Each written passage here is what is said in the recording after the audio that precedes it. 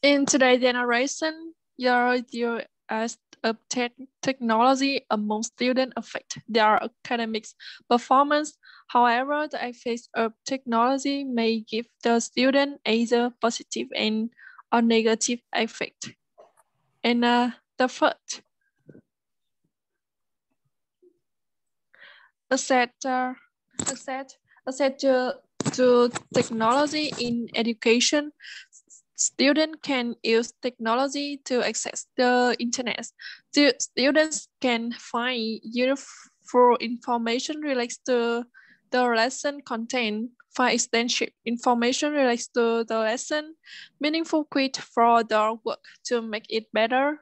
Learn new math from different ways. Further tip to make math problem easier. Ability to search for information better or more accurately. You can practice many different skills thanks to video in YouTube and the website to improve the skill.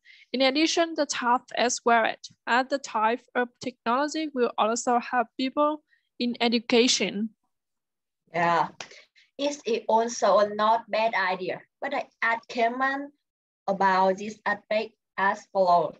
Today, most students will choose potential for teaching outside the classroom. And with the current complicated situation, it is not possible to learn more like in the past, meet and take. It will you use technology for teaching, such as computer, phone, and economic, right? So that students can grasp knowledge at home thanks to technology. So with the current situation, this is an extreme effect method. Firstly, students can still fully absorb the lecture. Second, save travel time and be comfortable when self-studying at home. Store learning material easily. Simple and effective group learning. And finally, create the most comfortable study space. This is no fixed place to study. That is, we can be any way that we feel most comfortable to start the lesson. I agree about the potential that Hongha has shown. So what about the media used in the classroom? Let me clarify. Social media used in a classroom can be guided and cultivated to provide better learning results and critical awareness. It can also allow students more freedom to connect and collaborate outside of the classroom and experience the globally connected world. Social media platform can be active learning tool where students take part in learning in their own specific way rather than assimilating information. Furthermore, social media can save and present information in a meaningful way. If a media in the classroom is more exciting and than learning by traditional tools.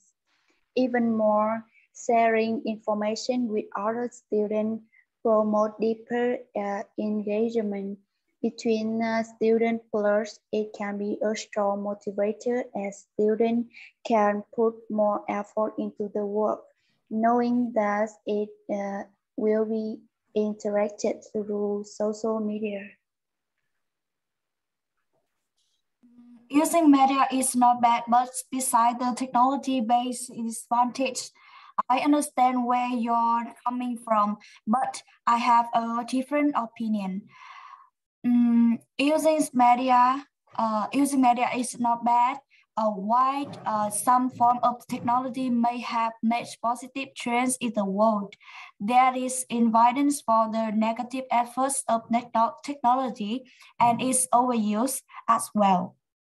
Social media and mobile device may lead to psychological and physical issues such as eye strain and difficulty for focusing on important tasks.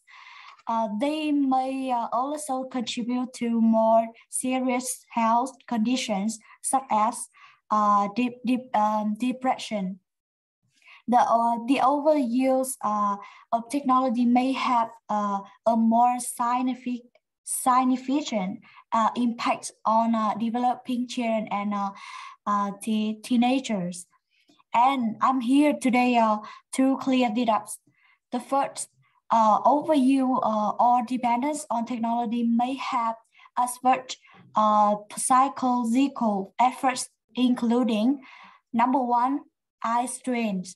Technologies such as high-house tablets, smartphones, and computers can hold a person's attention for long periods.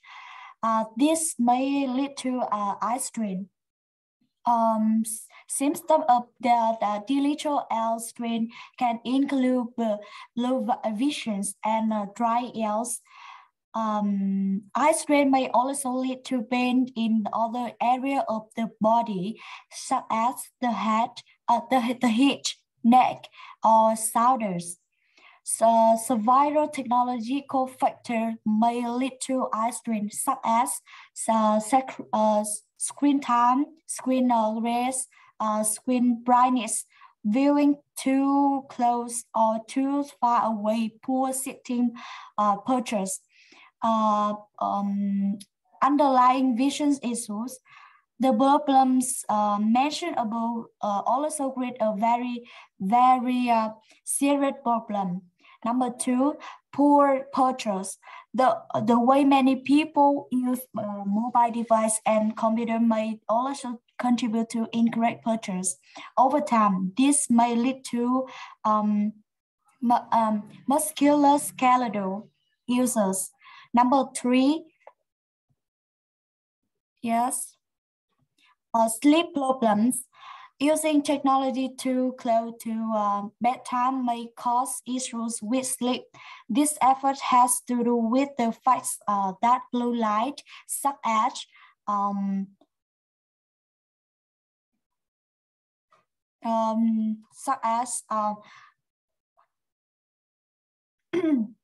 the light from cell phones, e-reader, and computers stimulate the brain.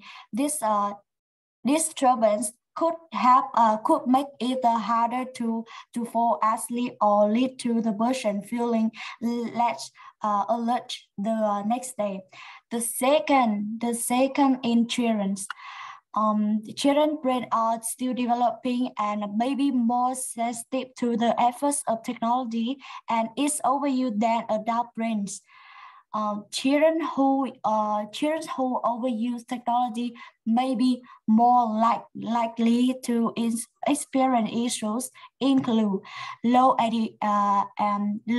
academic performance, lack of attention, low creativity, delay in the language development, delay in social and informational development, physical inactivity, and obesity, poor sleep quality, social issues such as social incompatibility and anxiety. Aggressive behavior. Addition to these technologies, so the research also note the importance of teaching children to interact with these technologies and helpful way by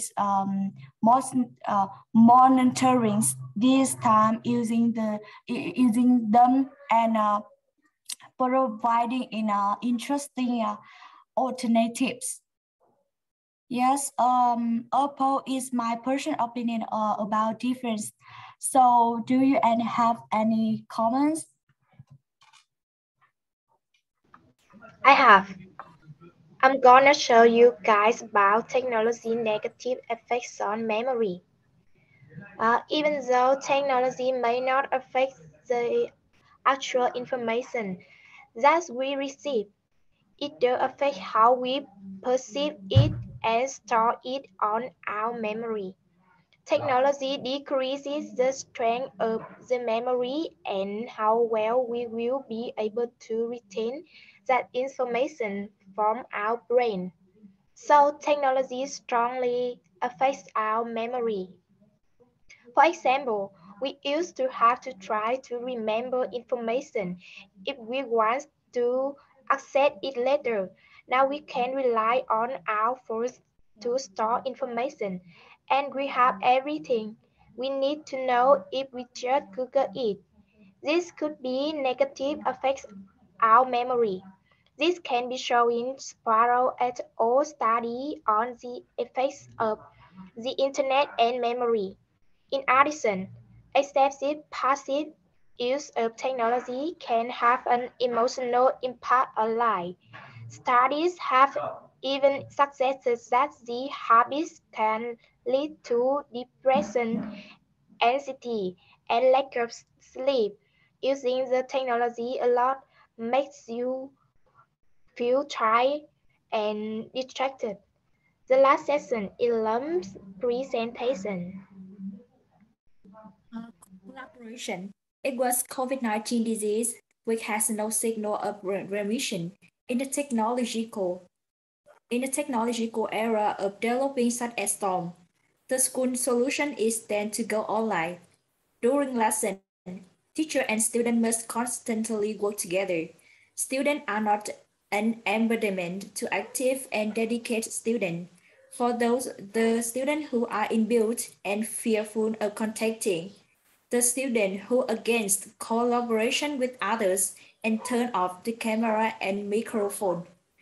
Furthermore, not in areas where the internet is strongly covered. Collaboration is hampered by interruption in transmission or shyness when communicating. We only meet each other on the common computer screen because we are afraid to meet outside. It also has a negative effects. Conclusion. As stated before, social media and students have a strong relationship with one another. On the other hand, social media apps have a great way for them to get in touch with other and work together. But on the other, they can be a big distraction and can cause some serious long-term issues. If you are wondering how many students use social media, then the answer is a lot.